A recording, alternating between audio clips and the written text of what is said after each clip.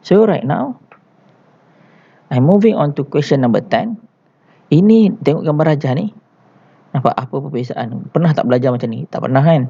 Ini yang kita namakan sebagai two-dimensional collision. Okay, two-dimensional collision. Kenapa two-dimensional? Macam mana nak kena pasti two-dimensional? Sebab dia ada angle. Okay, dia ada angle between initial velocity and final velocity. Okay, angle tak kisah kan? Kalau katakan apa, ataupun kalau katakan angle rasa macam tak kena, dia berbeza dia punya komponen. Yang komponen kadang-kadang ni x komponen, yang ni y komponen. So nampak yang table yang aku sediakan ni, dia ada dua-dua sekali, ada x komponen dengan y komponen. So maksudnya table ini boleh digunakan untuk one dimensional. Kalau one dimensional kita kosongkan lah. Kalau dia two dimensional maksudnya kita isi. Okay, so macam mana nak isi ni? Aku tunjukkan apa information yang kita ada. So again, mula-mula sekali kan, okay, information kita highlightkan dulu. Velocity 15, moving with opposite direction, alright, mass dia adalah 25 gram. Calculate the final velocity of the ball B and direction of the final velocity of ball A is 10 cm per second. Alright, so benda yang aku suka nak buat adalah, okay, mula-mula sekali kita masukkan nilai. Again, dia bagi ni mass dia apa? 20 gram. So 20 gram kita convert kepada SI unit. So 20 gram. Boleh tulis macam ni? Tak boleh. Convert kepada kilogram. Okay, yang ni 25 gram. Boleh ke? Tak boleh juga, kita convert kepada kilogram. Okay, biasakan benda tu. Dapat nilai, convert kepada SI unit. Okay, so given, katakan yang ini A adalah 1. A aku namakan sebagai 1, B aku namakan sebagai 2. So ini 20 gram. Sorry, bukan apa, velocity 25 cm per second. Dalam SI unit ke? Bukan. So kena convert kepada meter per second. Sama jugalah macam ni, kita diberi U2 15 cm per second. So convert kepada meter per second.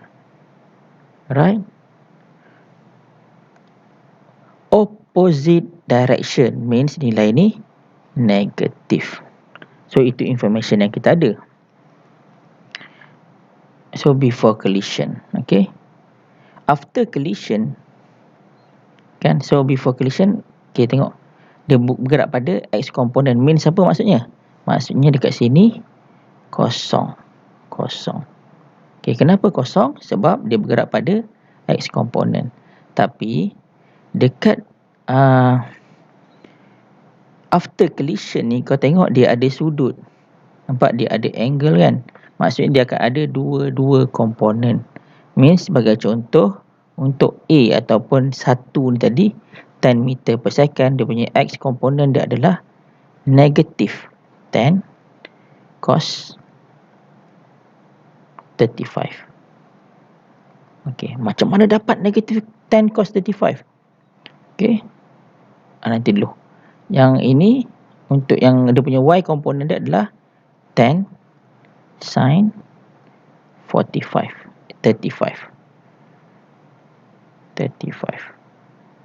Okay. Untuk yang kedua pula, kita tak tahu dia punya ni, kita tak tahu dia punya angle. So kita tulis sini,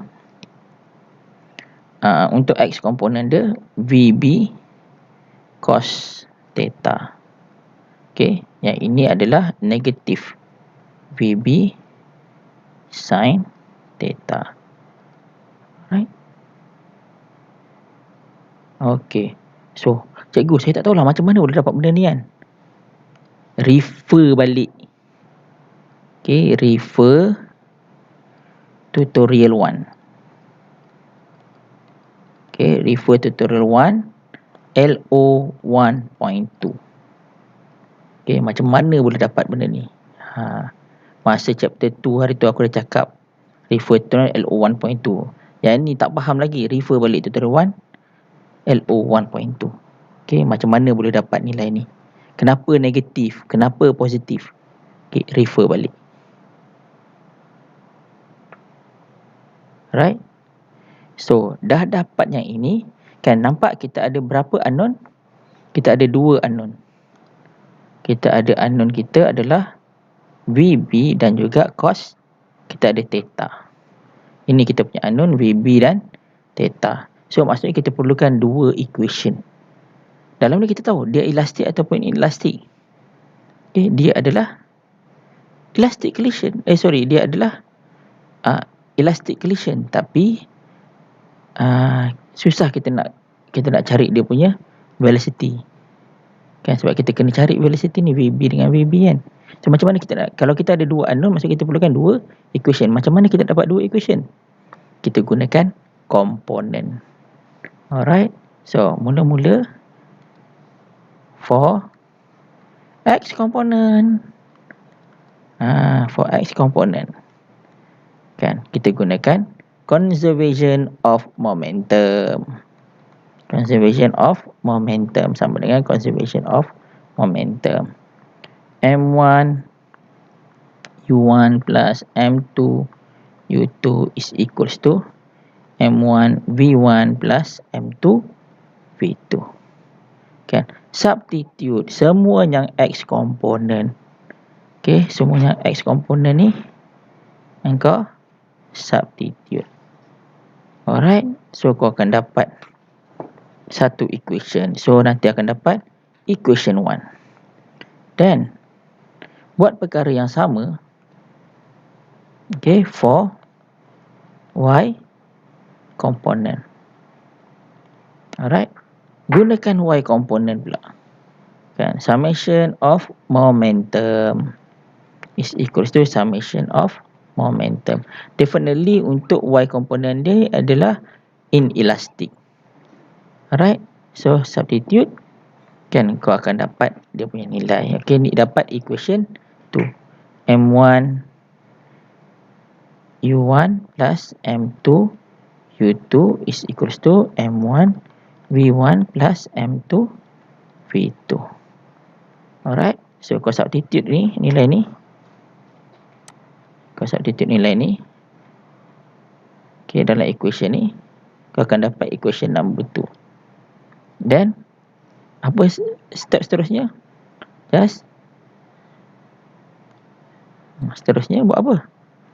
Sub je lah. Substitute equation number 1 into equation number 2. So, kau akan dapat nilai V. B sama dengan berapa? Theta pun sama dengan berapa? Selesai question number 10. Alright.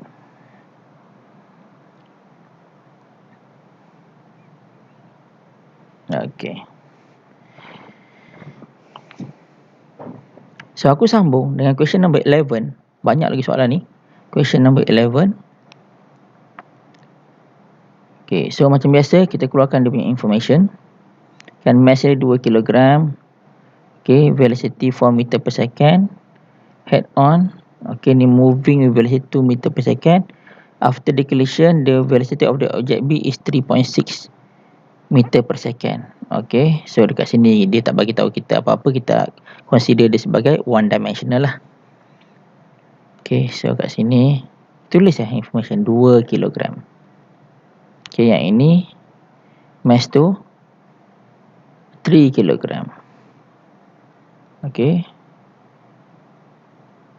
so 4 meter per second. Ini negative 3 meter per second.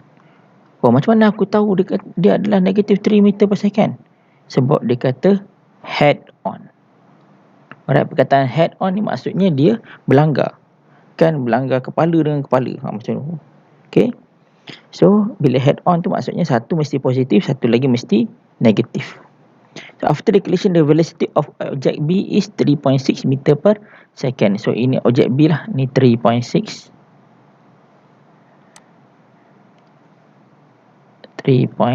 meter per second. So dia suruh cari possible velocity of object A. Alright, so macam inilah. So kena kira berapa nilai dia. So gunakanlah. Sebab ini ada satu unknown sahaja. So boleh gunakan conservation of momentum. Untuk soalan A, gunalah conservation of momentum. Okay. Okay. Selesaikan. Rasa macam tak sure. Macam mana nak buat conservation of momentum ni? Refer question 9. Okay. Conservation of momentum. Substitute nilai. Dapat. Okay. Soalan B pula. Determine the type of collision involved. Ini aku cakap tadi. Macam mana kita nak determine benda ni? So kita kena buktikan summation of kinetic energy initial sama dengan summation of kinetic energy final. Kita dah dapat dua-dua nilai ni. Kan? Okay. Semua nilai velocity ni kita dah dapat. Kan? Kita just substitute into this equation lah. Okay. Kita cuba buktikan half m1 u1 squared is equals to plus half m2 u2 squared is equals to half m1 v1 squared plus half m2 v2 squared. Okay. Buktikan, substitute nilai dia. Kan? So, belah kiri, ini katakan left hand side is equals to, yang ini adalah left hand side, control side. So, nilai ini adalah kita panggil sebagai left hand side. Okay, dan belah sini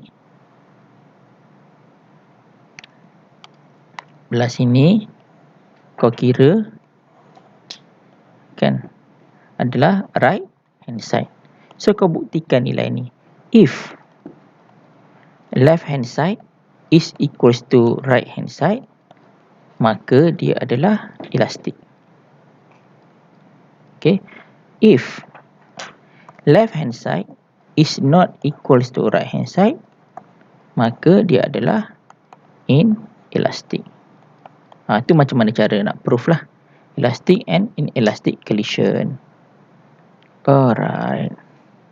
So finish question number 11.